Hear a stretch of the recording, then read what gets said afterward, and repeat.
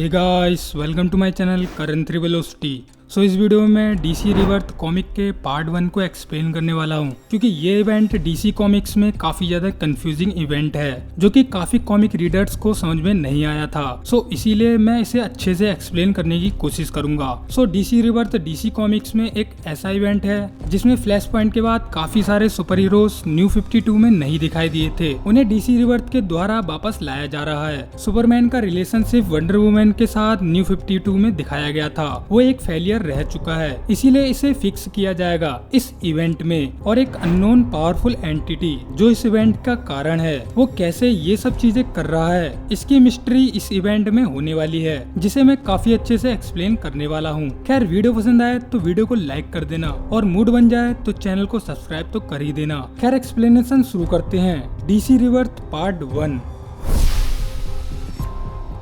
DC रिवर्थ का part 1 शुरू होता है। हम देखते हैं कि Wally West Flash speed force में लगभग 10 साल से खोया हुआ है, फ्लैश पॉइंट इवेंट के बाद से, और पूरी दुनिया उसे भूल चुकी है कि कोई वॉली वेस्ट वाला फ्लैश कभी एग्जिस्ट भी करता था। इवन वॉली वेस्ट को उसके सभी दोस्त फैमिली भी भूल चुके हैं। लेकिन अब फ्लैश पॉइंट के 10 साल के बाद वॉली स्पीड फोर्स से बाहर निकलने की कोशिश कर रहा है। लेकिन वॉली वेस्ट को एक ऐसा बंदा चाहिए जिसे उसके बारे में कुछ भी याद हो। कॉमिक की शुरुआत में हम वॉली वेस्ट की एक वॉच को देखते हैं, जिस वॉच को उसके फादर ने हाई स्कूल ग्रेजुएशन के दिन गिफ्ट में दी थी। ये वॉच वॉली के परिवार में जनरेशन से पास की गई थी, जो कि वॉली वेस्ट को समझाती है कि हर एक सेकंड उसके लिए बहुत ज्यादा कीमती है। लेकिन एक दिन वॉली की वॉच खराब हो जाती है और वो टाइम में खो जाता है। वो अपना सब कुछ खो देता है, मतलब स्पीड फोर्स में खो जाता है। इस बीच स्पीड फोर्स से वॉली वेस्ट अर्थ की ओर देख रहा होता है कि उसे ये दुनिया बहुत ज्यादा पसंद है। लेकिन जब वॉली वेस्ट एक छोटा सा बच्चा था,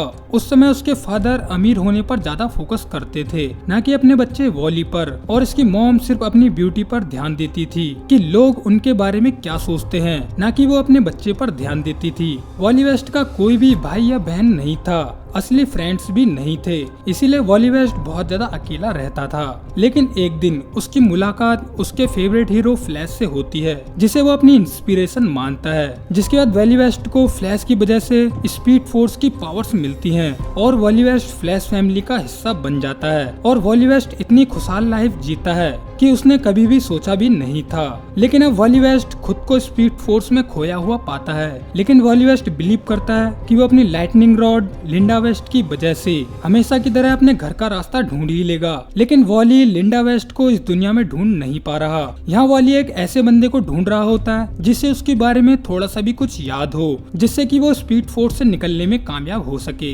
इसलिए वो बैटमैन से कनेक्शन बनाने की कोशिश करता है, क्योंकि बैटमैन पहले वॉली को बहुत अच्छे से जानता था और बैटमैन जानता है कि किसी को खोना कैसे होता है। और वॉली की पूरी उम्मीद होती है कि बैटमैन उसे स्पीड फोर्स से बाहर जरूर निकाल लेगा। बैटकेव में हम देखते हैं कि बैटमैन स्क्रीन पर सुपरमैन को देख रहा होता है और अल्फ्रेड से बैटमैन को पता चलता है कि सुपरमैन एक अननोन मेटा ह्यूमन से लड़ने के बाद से गायब है। लगभग 10 घंटों से सुपरमैन इस अर्थ से गायब है। इसके बाद अल्फ्रेड से बैटमैन को ये भी पता चलता है कि शहर बाल्टीमोर के बाहर एक जोकर को पकड़ा गया है, जिसे आर्खम असाइलम में ले जाया जा रहा है। जिसके बाद बैटमैन से हमें पता चलता है कि एक जोकर पहले ही मर चुका है और 2 और जोकर्स को भी पकड़ा गया है। मतलब अब 3 जोकर्स इस दुनिया में एग्जिस्ट करते हैं, जिस पर बैटमैन इन 3 जोकर्स के एग्जिस्ट करने पर इन्वेस्टिगेशन शुरू कर देता है कि आखिर ये 3 जोकर होने का मतलब क्या है। जिसके बाद ब्रूस को पीछे से लाइटनिंग के स्पार्क्स दिखने लगते हैं और एक खतरनाक लाइटनिंग के जरिए यहाँ पर एक पोर्टल ओपन हो जाता है, जिसमें से वॉली वेस्ट बड़ी मुश्किल से ब्रूस से बात करने में कामयाब होता है। और वॉली ब्रूस से कहता है कि मेरा नाम है Wally West, I am the fastest man alive. Bruce, मुझे तुम्हारी हेल्प चाहिए। लेकिन ब्रूस को वॉली के बारे में कुछ भी याद नहीं होता, इसीलिए वो वॉली से कहता है, बैरी, क्या तुम बैरी एलन हो? जिस पर वॉली वेस्ट कहता है, नहीं, मैं बैरी एलन नहीं हूँ, लेकिन तुम जानते हो मैं कौन हूँ। बैटमैन उससे कहता है कि आखिर तुम हो कौन? वॉली कहता है, ब्रूस, मुझे याद करो, मैं हूँ वॉली। यहाँ वाली ब्रूस से कुछ और भी कह पाता। इससे पहले स्पीड फोर्स वॉली को वापस खींचने लगती है, क्योंकि स्पीड फोर्स काफी ज्यादा कमजोर होता है। लेकिन यहाँ से गायब होने से पहले वॉली ब्रूस से कहता है कि मेरा नाम है वॉली वेस्ट। ब्रूस, याद करो तुम्हें तुम्हारे फादर का लेटर कैसे मिला। बैरी एलन से पूछना कि मैं कौन हूँ, वॉली वेस्ट कौन है।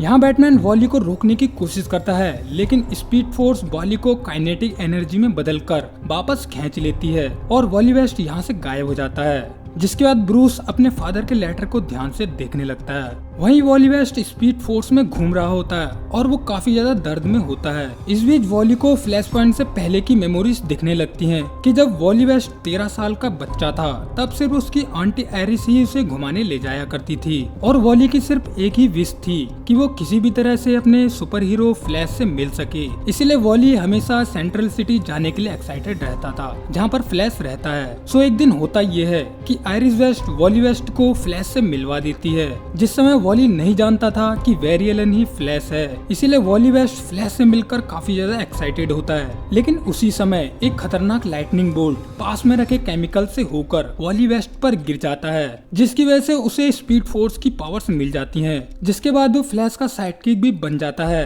और बैरी एलन वॉली वेस्ट को पावर्स यूज करना सिखाता है एज किड फ्लैश। और एक दिन जब वॉली के पेरेंट्स का डिवोर्स हो जाता है, उसके बाद से वॉली बैरी एलन और आयरिस के साथ रहने लगता है एक फैमिली की तरह। जिसके बाद वो टीम टाइटंस में अपने काफी अच्छे दोस्त भी बनाता है। लेकिन एक यूनिवर्स को बचाने के चक्कर में एक दिन बैरी एलन मारा जाता है और फ्लैश की जगह वॉली वेस्ट को न्यू फ्लैश बनना पड़ता है। और एक दिन फ्लैश बनने के बाद वॉली की मुलाकात रिपोर्टर लिंडा पार्क से होती है और वॉली और लिंडा के बीच एक अच्छा कनेक्शन होने की वजह से ये दोनों रिलेशनशिप में आ जाते हैं। और उस दिन से वॉली वेस्ट लिंडा पार्क को अपनी लाइटनिंग रॉड मानता है। मतलब वॉली जब भी किसी भी तरह की मुश्किलों में होता है तब तक लिंडा पार्क उसका साथ देने के लिए साथ में होती है। जिसके कुछ सालों के बाद बैरी एलन स्पीड फोर्स से वापस भी आ जाता है, क्योंकि कोई भी स्पीडस्टर जान से मरता नहीं है, वो स्पीड फोर्स में सिर्फ खो जाता है। इसी प्रकार बैरी एलन की स्पीड फोर्स से वापसी हो जाती है।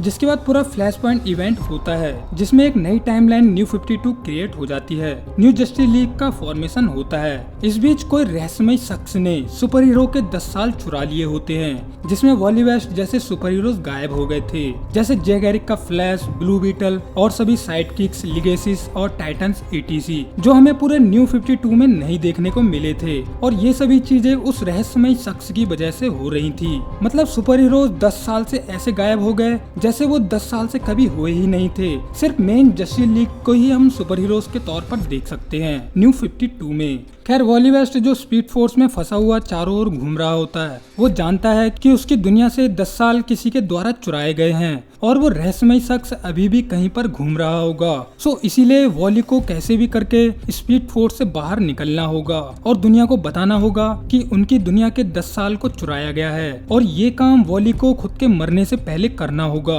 क्योंकि वॉली कभी भी स्पीड फोर्स में गायब हो सकता है। इसके बाद हम एक बूढ़े आदमी जॉनी को देखते हैं, जिसे वर्ल्ड वॉर 2 के पहले जॉनी क्विक के नाम से जाना जाता था। वो उस समय के एक अंडररेटेड स्पीडस्टर हुआ करते थे, लेकिन अब उनके पास कोई भी पावर्स नहीं है। और जब वो अपने समय की सुपर हीरोज वाली कहानियां लोगों को सुनाते हैं तो उन्हें एक पागल समझकर पागल खाने में बंद कर रखा होता है। तो जॉनी क्विक का स्पीड फोर्स से कनेक्शन पहले से रह चुका है, इसीलिए वॉली वेस्ट का यहाँ पर कनेक्शन बनने लगता है और लाइटनिंग के थ्रू वॉली वेस्ट यहाँ पर अपीयर होता है। और वॉली वेस्ट बूढ़े आदमी से कहता है कि मैं नहीं जानता कि मैं यहाँ कितने समय तक हूँ, लेकिन मेरी बात ध्यान से सुनो जॉनी। सुनो बूढ़े आदमी, हमारी हिस्ट्री को किसी ने चुरा लिया। मैं चाहता हूँ कि तुम जस्टिस सोसाइटी के मेंबर्स को ढूंढो और उन्हें साथ लेकर आओ। इस दुनिया को जस्टिस सोसाइटी की जरूरत पड़ेगी। और इतना कहते ही वॉली वेस्ट काफी ज्यादा पेन में यहाँ से गायब होने लगता है। और वो बूढ़ा आदमी कहता है, थंडरबोल्ट कहाँ हो तुम कहाँ चले गए? इतने में वहाँ के डॉक्टर्स जॉनी क्विक को यहाँ से दूसरे कमरे में ले जाने लगते हैं। वहीं दूसरी ओर मेंटल हॉस्पिटल में हम एक रहस्यमयी महिला को देखते हैं, जिसके बाद लीजन ऑफ रिंग होती है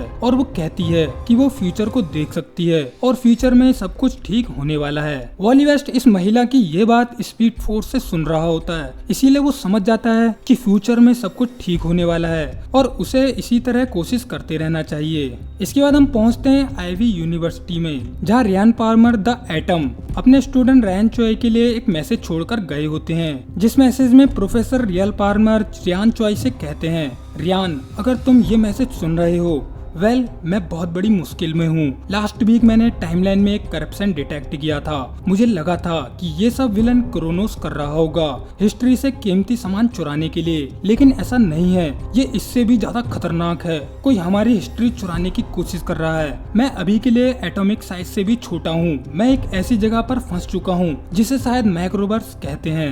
रैन, मैंने तुम्हारे लिए एक बेल्ट छोड़ी है। जब तुम उस पावरफुल आइटम को यूज करना सीख जाओगे तब शायद तुम मुझे माइक्रोवर्स से निकाल सकते हो।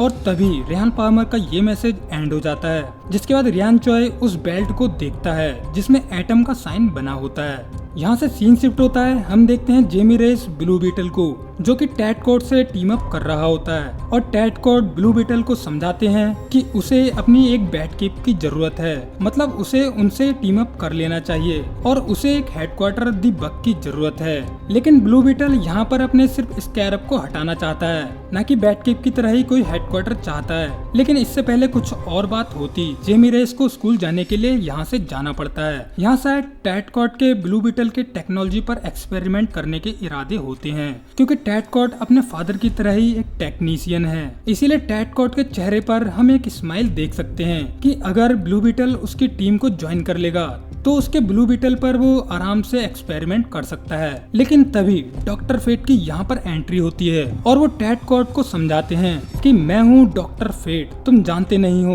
ब्लू बीटल क्या चीज है, तुम्हें उससे खिलवाड़ नहीं करना चाहिए। जिस पर टैट कोड कहता है, देखो डॉक्टर, तुम कौन हो और किस बारे में बात कर रहे हो, मैं नहीं जानता। जिस पर डॉक्टर फेट कहता है, तुम मेरी बात छोड़ो, मैं जेमी रेस की बात कर रहा हूँ। वो एक बच्चा है जिसके पीछे एक स्कैरब चिपक गया है। तुम्हें लगता है कि तुम उस स्कैरब पर एक्सपेरिमेंट कर सकते हो, लेकिन ऐसा नहीं है। वो स्कैरब एक्स्ट्रा टेरेस्ट्रियल और डार्केस्ट सोर्स से बना हुआ है। मतलब तुम मैजिक में हाथ डाल रहे हो, जो कि तुम्हारे लिए बिल्कुल भी अच्छा नहीं है। डॉक्टर फेट की ये बातें सुनकर टैट कोड मुस्कुराने लगता है और वो कहता है, ओ मैजिक, अब तो और भी ज्यादा मजा आएगा। वहीं दूसरी ओर हम देखते हैं डेमियन वेन को, जो कि अपने 13 साल के बर्थडे के दिन काफी ज्यादा अकेला होता है। वहीं हम एक ग्रीन लैंटर्न गर्ल को देखते हैं जिसे अभी अभी उसकी ग्रीन लैंटर्न रिंग मिली होती है, जिसे हाल जॉर्डन उसे रिंग के बारे में और विलन सिनेस्ट्रो के बारे में बता रहा होता है। मतलब हाल जॉर्डन की एक नई लेगेसी तैयार हो रही है। वो एक नया सुपर हीरो हाल जॉर्डन तैयार कर रहा है। वहीं दूसरी ओर हम फ्यूचर एक्वालाइड जैक्सन को देखते हैं, जो कि कांच में रखी हुई फिशेस को देख रहा होता है। वहीं दूसरी ओर हम कहीं पर किसी शहर की सुनसान गलियों में एक महिला को भागते हुए देखते हैं जिसका नाम पेंडोरा होता है, जिसे मदर्स ऑफ मॉन्स्टर्स के नाम से जाना जाता है, जो कि किसी अननोन पावरफुल एंटिटी से बचकर भाग रही होती है। इस बीच पेंडोरा उस पावरफुल एंटिटी से कहती है कि अब मैं और नहीं भागूंगी, मैं इस दुनिया में मॉन्स्टर्स को लेकर आती हूँ, लेकिन तुम मुझसे भी ज्यादा कोल्ड हार्टेड हो। ये तो मेरा कर्ज है कि मैं मॉन्स्टर्स को लेकर आती हूँ, लेकिन तुम मुझसे भी ज्यादा कोल्ड हार्टेड हो, करप्टेड हो। लेकिन इन दी एंड सब कुछ ठीक हो जाएगा। इस यूनिवर्स के हीरोज जान जाएंगे तुमने उनके साथ क्या किया। तुमने उनकी हिस्ट्रीज को चुरा लिया। वो लोग तुम्हें गलत प्रूफ कर देंगे कि तुम कुछ भी नहीं हो, एक अकेले और मॉन्स्टर से ज्यादा।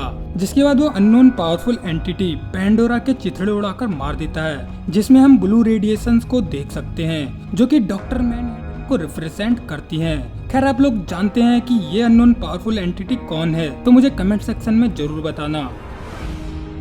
खैर, डीसी यूनिवर्स के इस पार्ट में हम समझ सकते हैं कि न्यू 52 में हमें जो सुपर हीरोज देखने को नहीं मिले थे वो वापस आ रहे हैं। और हाँ, कुछ भी ऐसा है जो आपको समझ नहीं आया वो मुझे कमेंट करके बता देना, जिसे मैं पार्ट 2 में इंक्लूड कर दूंगा। सो यहीं पर डीसी यूनिवर्स का पार्ट 1 एंड हो जाता है और हम मिलते हैं इसके पार्ट 2 में। So tata bye bye, take care.